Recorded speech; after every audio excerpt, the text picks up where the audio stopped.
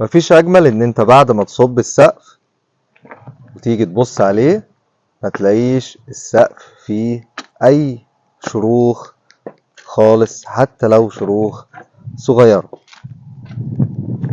السقف ده احنا صبيناه يوم الاربع، النهاردة السبت.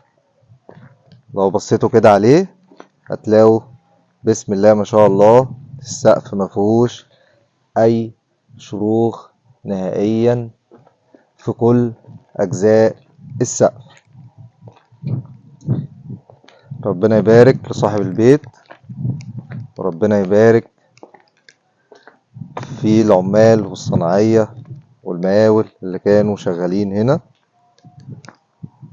طبعا هما اجتهدوا علشان نوصل في الاخر للجودة دي او للحاجة الكويسة دي. عندنا هنا تهبيط في مكان الحمامات والمطبخ، عشان كده المية متجمعة فيه، ودي مية المعالجة او مية رش السقف. والسقف زي ما انتم شايفين كده ما شاء الله مفيهوش اي شروخ نهائي. شغالين النهاردة في نجارة وحدادة الأعمدة، وإن شاء الله نصور لكم الشغل بعد ما يخلص.